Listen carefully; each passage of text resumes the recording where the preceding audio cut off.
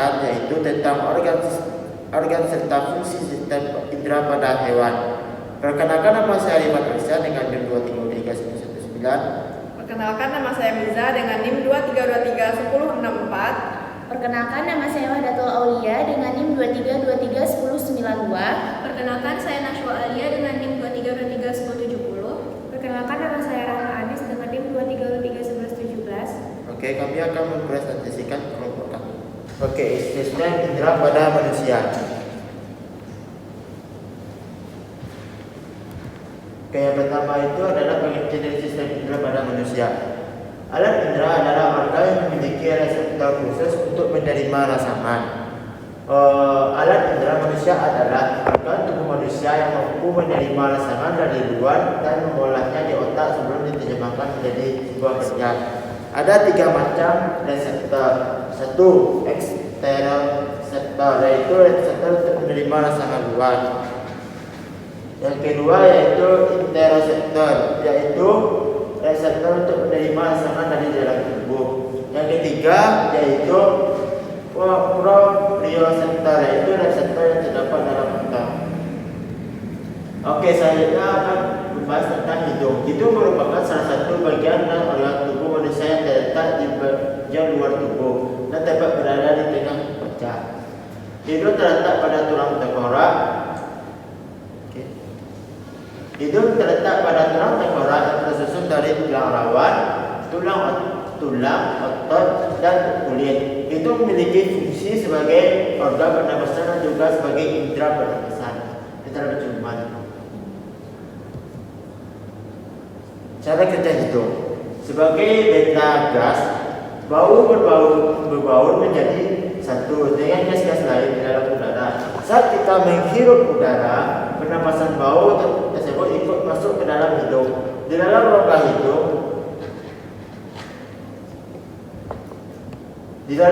hidung, bau akan larut di dalam blender. Selanjutnya, rangsangan bau akan diterima oleh ujung-ujungnya saraf pembau serta diteruskan ke pusat penciuman dan saraf pembau.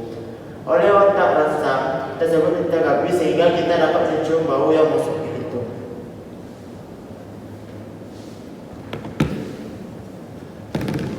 Oke, bagian-bagian hidung dan fungsinya. Yang pertama itu adalah sela bulu hidung. Sela merupakan rambut-rambut yang terdapat di bagian bawah serabut saraf pembau. Fungsinya untuk menyaring udara yang masuk sehingga kotoran atau debu yang masuk ke dalam hidung tidak mencapai sistem pencernaan kita. Yang kedua yaitu rongga hidung, terletak pada bagian belakang kuping hidung dan berperan menjadi saluran pembersih utama bagi udara yang masuk menuju udara paru-paru. Di dalam rongga hidung terdapat selaput, lender, dan selia rambut halus. Selain itu, rongga hidung juga berfungsi sebagai penjaga kelembapan, suhu, dan tekanan udara. Yang ketiga yaitu lubang hidung. Lubang hidung yang terdapat pada manusia ada 2 buah, dan keduanya fungsi sebagai pelindung hidung dari ancaman yang datang dari luar. Yang keempat yaitu saraf pembau. Saraf pembau yang ada di dalam hidung berfungsi sebagai penerima rangsang berupa bau, ialah yang menjadi reseptor utama indera penciuman kita. Ketika ada aroma di dekat kita, saraf pembau akan menerimanya dan melanjutkannya ke otak sehingga kita dapat mengetahui bau tersebut. Selanjutnya yang kelima yaitu selaput lender. Selaput lender adalah bagian yang berfungsi untuk menghasilkan mukus atau dalam bahasa yang lebih sederhana disebut imus atau mukus ini yang melindungi kita dari berbagai macam kotoran dan bakteri. Yang keenam yaitu septum, pemisah hidung. Pemisah antara lubang hidung yang kanan dan yang kiri dia namakan dengan septum hidung. Septum atau pemisah hidung ini dilapisi dengan lender yang berfungsi untuk mengatur suhu dan kelembapan rongga di dalamnya.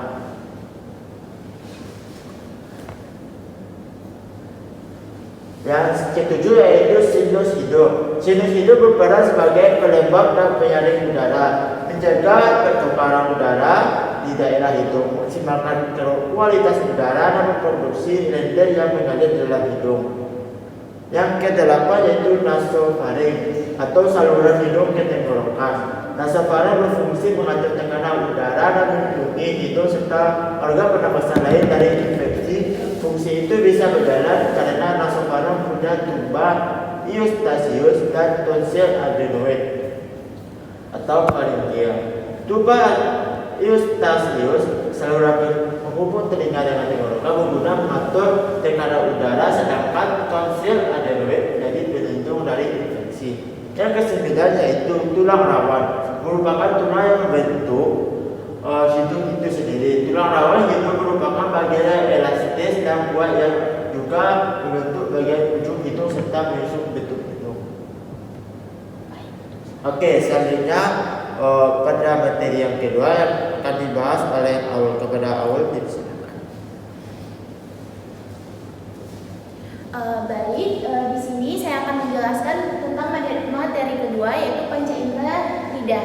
Nah, indera lidah atau pengecap ini terletak di dalam mulut. Khususnya itu terletak di permukaan atas lidah. Menggunakan lidah kita dapat membedakan bermacam-macam rasa yang berbeda dikecap oleh bagian lidah yang berbeda pula pada permukaan lidah.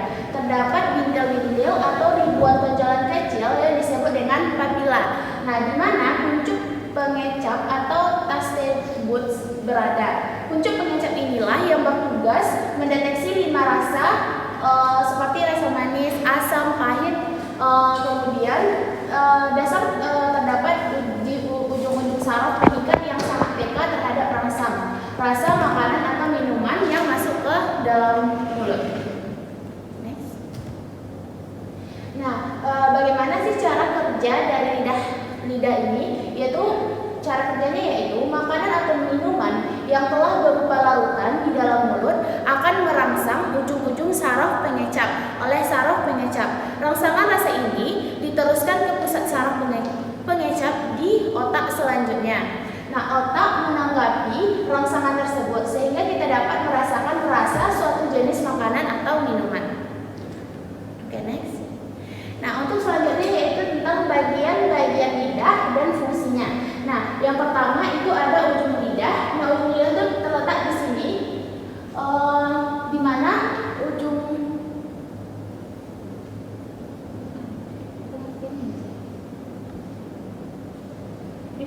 ini, bagian ini merupakan bagian paling sensitif karena memiliki banyak papila.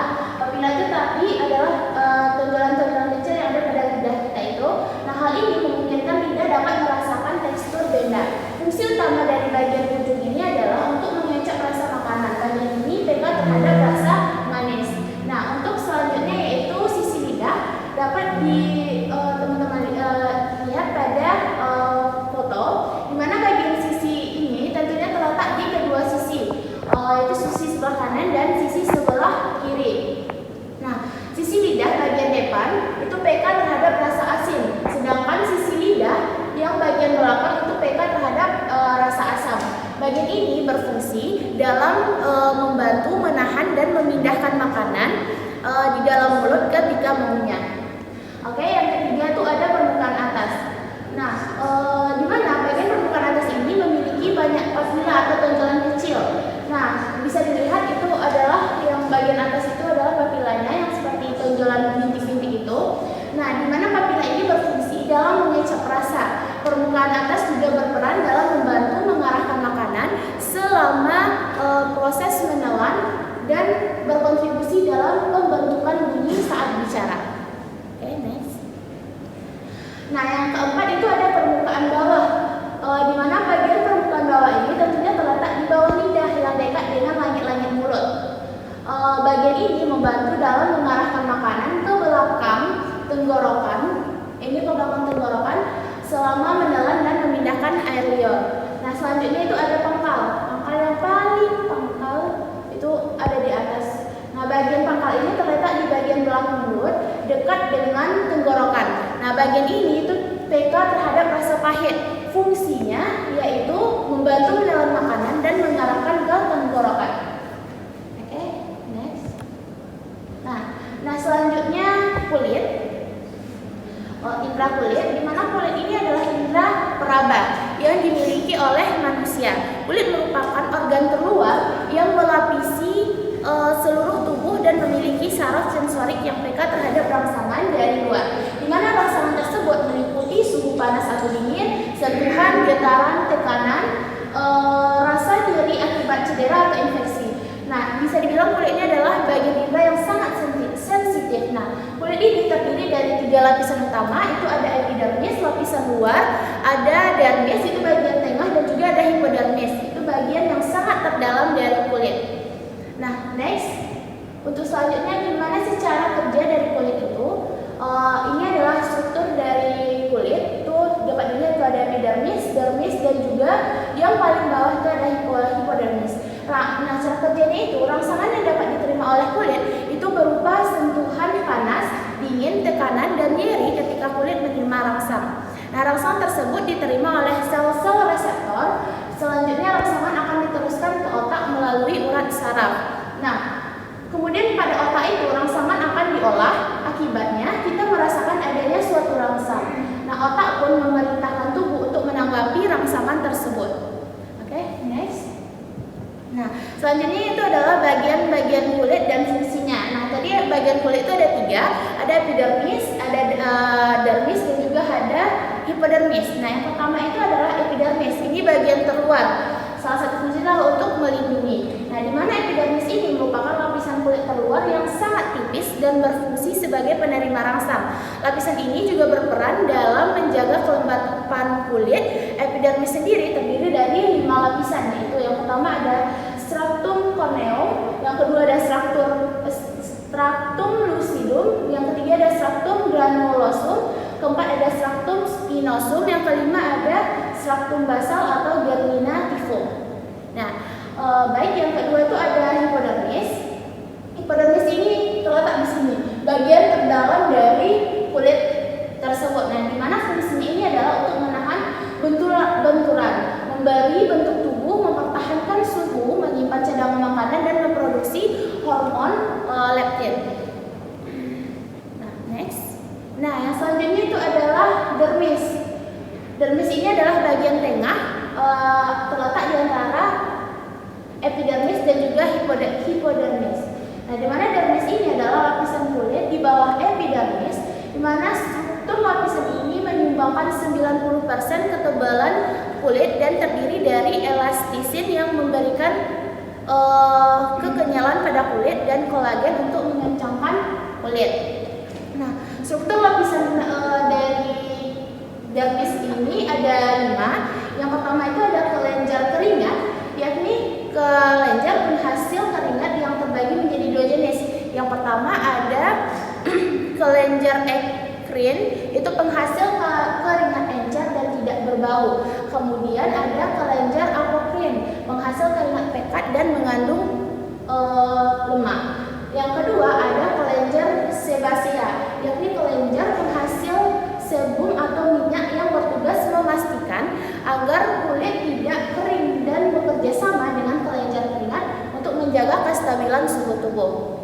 Nah, yang ketiga itu ada folikel rambut, di mana ini adalah tempat tumbuhnya rambut dan pembentukan pembuluh darah juga sel saraf. Selanjutnya itu ada pembuluh darah yang berfungsi untuk mengalirkan nutrisi dan oksigen supaya kulit tetap sehat. Yang kelima yaitu adalah sel saraf yang berfungsi untuk mengirimkan dan mengantarkan signal tentang suhu, rasa sakit, dan tekanan dari ke sistem saraf pusat. Oke. Untuk materi selanjutnya itu akan dijelaskan oleh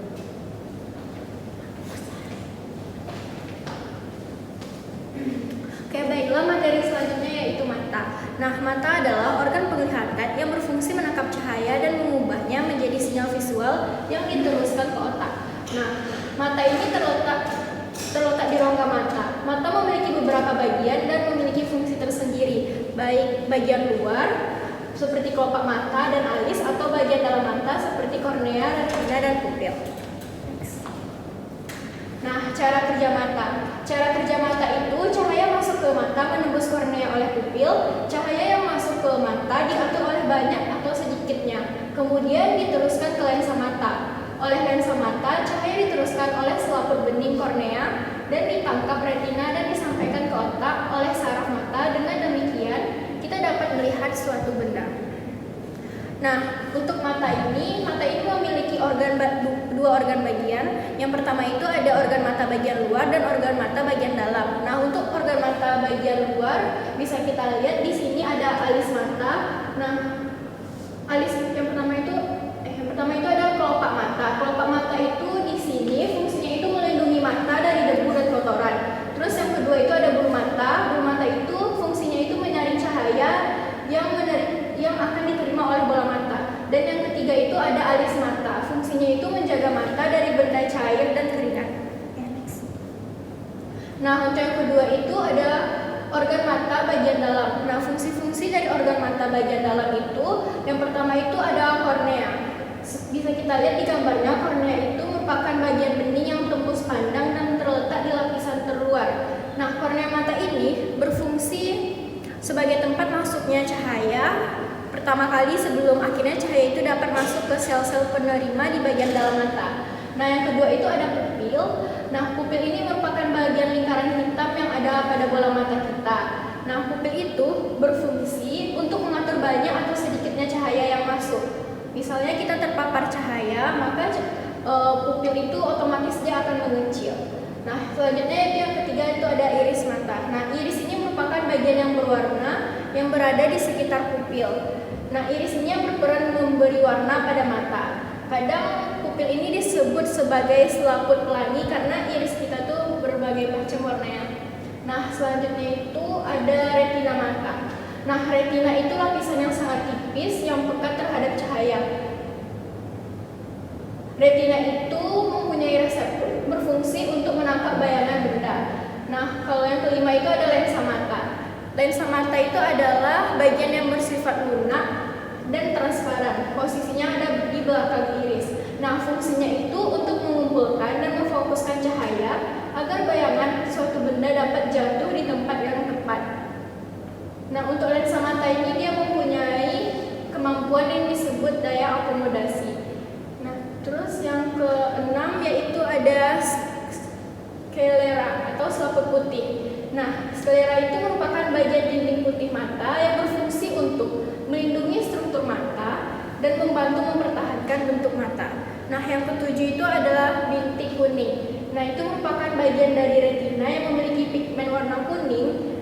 Bintik ini berfungsi sebagai tempat terbentuknya bayangan yang jelas. Next. Nah, yang kedelapan itu ada saraf optik. Nah, saraf optik itu berfungsi untuk meneruskan informasi visual benda yang diterima retina menuju ke otak. Yang kesembilan ada koroid, yaitu dinding mata, berfungsi sebagai penyuplai oksigen dan nutrisi untuk bagian mata yang lain, khususnya untuk si retina mata. Nah, yang ke-10 ada aqueous humor. Nah, itu tuh merupakan cairan berlendir transparan seperti plasma. Nah, itu tuh memiliki beberapa fungsi, salah satunya itu memberikan bentuk bola mata kita. Nah, yang ke-11 itu ada vitreous humor. Nah, itu tuh merupakan bagian mata yang berbentuk gel bening juga dan tidak berwarna. Vitreous ini berfungsi untuk mempertahankan bentuk ruang di belakang lensa mata, menyokong lensa mata dan mempertahankan bentuk bola mata. Nah, yang ke-12 itu ada titik buta. Nah, titik buta ini adalah bagian yang berfungsi untuk meneruskan dan membelokkan berkas saraf menuju otak. Next. Nah, selanjutnya itu materi tentang telinga. Nah, kita tahu telinga ini adalah sebagian bagian dari panca indera. Telinga ini memainkan peran krusial dalam menjaga keseimbangan tubuh. Sistem pendengaran dan vestibular yang terdapat dalam telinga itu bekerja sama untuk memberikan informasi yang diperlukan oleh otak untuk mengolahnya dan merespon lingkungan sekitar. Nah, jadi kita bahas bagian telinga. Nah, telinga itu memiliki 3 bagian seperti yang ada pada gambar. Itu ada telinga bagian luar, telinga bagian tengah, dan telinga bagian dalam. Nah, untuk telinga bagian luar, yaitu terdapat fungsinya itu mengumpulkan gelombang suara dan meneruskannya ke telinga tengah. Rambut-rambut halus di dalam telinga luar itu berfungsi melindungi lorong telinga dari kotoran, debu, dan serangga. Nah, yang kedua itu ada telinga tengah, bagian tengah. Telinga bagian tengah itu berfungsi memproses getaran dan menyeimbangkan tekanan telinga. Getaran suara yang diterima dari telinga bagian luar diteruskan ke 3 tulang kecil di telinga tengah. Nah, yang ketiga itu ada telinga bagian dalam. Telinga bagian dalam itu berfungsi mengubah getaran suara menjadi telinga listrik yang dikirim ke otak agar kita bisa mendengarkan suara. Nah, telinga bagian dalam juga berfungsi untuk mengatur keseimbangan tubuh. Nah, ini ada bagian-bagian telinga, ini ada bagian telinga luar, telinga tengah, dan telinga dalam. Oke, kita lihat di bagian telinga luar, yaitu ada daun telinga dan lubang telinga. Nah, daun telinga ini berfungsi menangkap getaran bunyi, sedangkan lubang telinga itu berfungsi meneruskan bunyi ke telinga tengah. Nah, selanjutnya kita lihat di telinga tengah itu ada liang. Nah, ada liang telinga. Liang telinga itu menghalangi debu dan air yang masuk. Terus di bagian telinga dalam itu ada gendang telinga. Dia itu menerima getaran bunyi dan meneruskannya ke tulang-tulang pendengaran. Selanjutnya ini ada tulang-tulang pendengaran, yaitu berfungsi meneruskan getaran bunyi ke koklea. Nah, di koklea, di bagian telinga dalam itu ada koklea juga yang berfungsi menerima dan meneruskan getaran bunyi ke saraf pendengaran. Nah, selanjutnya itu melalui saluran setengah lingkaran. Nah, saluran setengah lingkaran itu membantu dan dalam mempertahankan keseimbangan tubuh. Nah, terakhir yaitu ada saluran eustachius, berfungsi menghubungkan ruang telinga tengah faring. Oke, next. Nah, yang terakhir ini ada proses mendengarkan bunyi atau cara kerja telinga. Nah, bisa kita lihat pertama itu ada getaran dari sumber bunyi. Nah, lalu getarannya itu setelah getaran sumber bunyi itu jadi berubah menjadi gelombang bunyi yang ditangkap oleh daun telinga. Lalu gelombang bunyi tersebut merambat ke liang telinga. Setelah merambat, bunyi itu menggetarkan gendang telinganya. Nah, setelah bunyi menggetarkan gendang telinga, ada getaran liang telinga lagi yang menggetarkan tulang-tulang pendengaran. Setelah itu, koklea menangkap getaran dari tulang pendengaran dan mengirimkannya ke saraf pendengaran. Setelah dari saraf pendengaran itu merangsang bunyi ke otak. Lalu otak menerjemahkan bunyi yang kita dengar.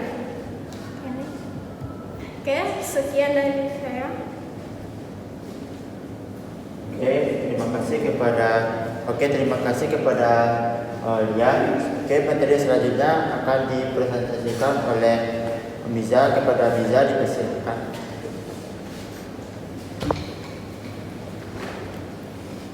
Baik, saya akan menjelaskan materi selanjutnya, yaitu organ pada sistem indera pada hewan vertebrata dan invertebrata. Nah, di sini next slide.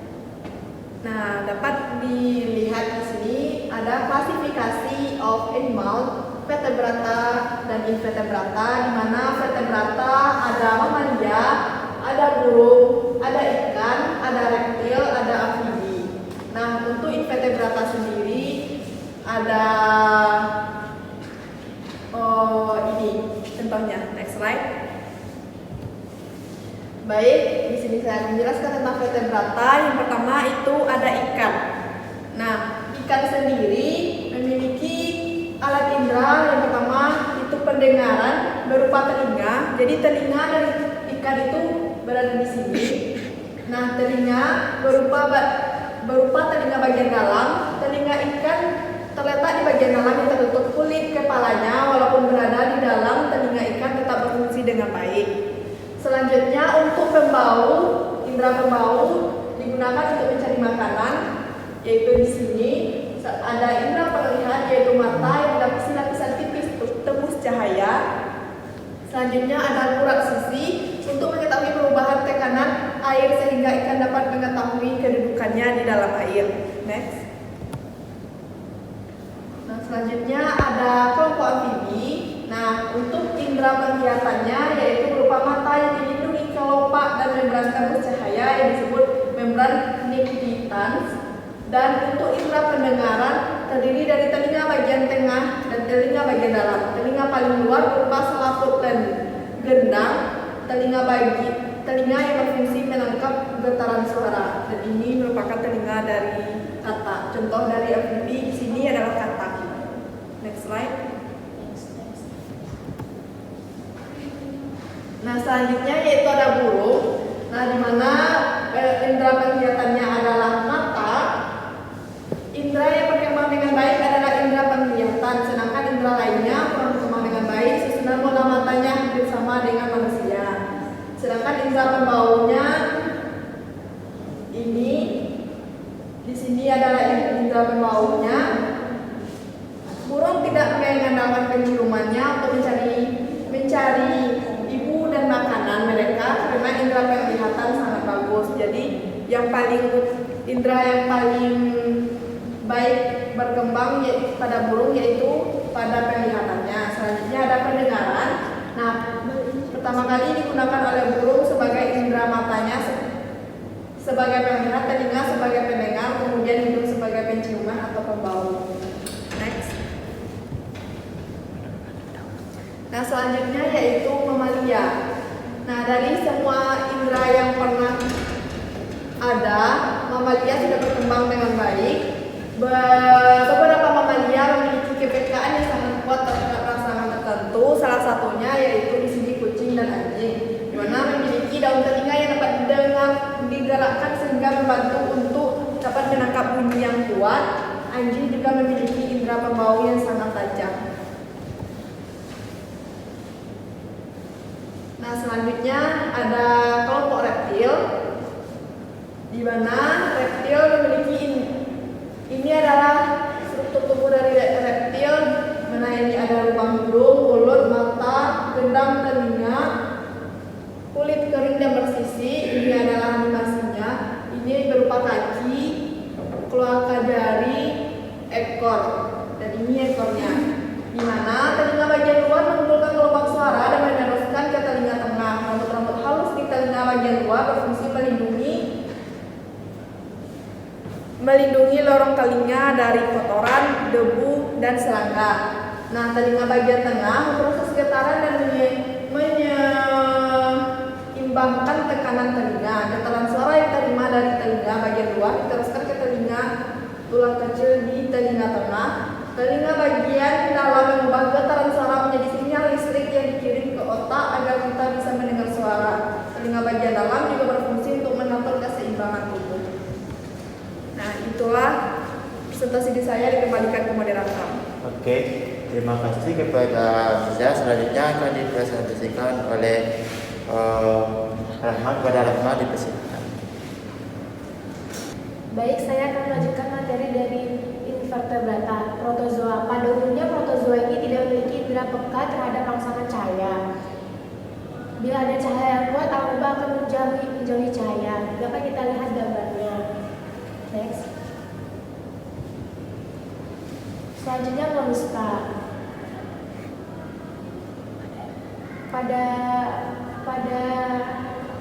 Pada hewan siput, perut yang digunakan untuk berjalan berotot disebut kaki. Kaki bagian depan memiliki kelenjar untuk menghasilkan lendir guna mempermudah gerakan. Kepala terletak di depan. Di kepala terdapat sepasang tentakel panjang dan sepasang tentakel pendek. Pada tentakel panjang terdapat bintik mata, tidak disebut. Maka karena memang bukan mata seperti mata manusia yang berfungsi untuk membedakan gelap dan terang. Dapat kita lihat gambarnya, yaitu yang ini mulut, kerongkongan, selaput saraf, kaki, pingsan, anus, rongga mantel, nephridium, selon, jantung, gonats, usus, lambung, cangkang, radula. Selanjutnya insekta. Serangga yang memiliki dua macam indera yang berkembang dengan baik, yaitu sepasang sumut yang berfungsi sebagai alat meraba dan mencium, dan mata belalang terdiri dari tunggal yang peka terhadap rangsangan cahaya dan dua pasang mata majemuk yang tersusun atas ribuan anatidium. Hanya cahaya yang tegak lurus yang dapat diterimanya. Automadium dapat mendeteksi bentuk dan bayangan. Dapat kita lihat yaitu mata tunggal aseli, unit tunggal dari mata majemuk. Mata majemuk fasa terdiri dari ribuan mata kecil yang disebut omatida. Selanjutnya Coelenterata. Hewan berongga seperti ubur-ubur memiliki sel-sel pigmen dan sel sensori yang peka terhadap cahaya serta sejumlah tentakel sebagai alat peraba.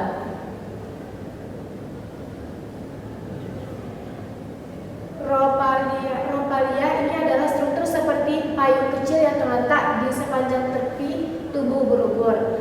Ocelli mirip dengan mata sederhana. Ocelli dapat mendeteksi perubahan cahaya dan membantu ubur-ubur membedakan antara siang dan malam. Statosis, struktur ini membantu ubur-ubur menjaga keseimbangan dan orientasi di dalam air. Chemoreceptors, reseptor kimia, ini membantu ubur-ubur mendeteksi zat kimia di air seperti bau mangsa atau feromon. Cnidosit ini adalah sel khusus yang terletak pada tentakel ubur-ubur. Next. Cacing pipih. Beberapa cacing pipih mempunyai ocelli di kepala. Ocelli adalah bintik mata yang mengandung pigmen yang peka terhadap cahaya. Cacing pipih memiliki indera peraba dan sel chemoseptor. Beberapa jenis lainnya juga memiliki indera tambahan seperti auricula telinga, stasosista pengatur keseimbangan, dan rheoseptor berfungsi untuk mengetahui arah aliran sungai. Selanjutnya cacing tanah. Cacing tanah memiliki indera penerima rangsang yang cukup baik. Indera tersebut berada di permukaan tubuhnya dan banyak mampu membedakan gelap dan terang.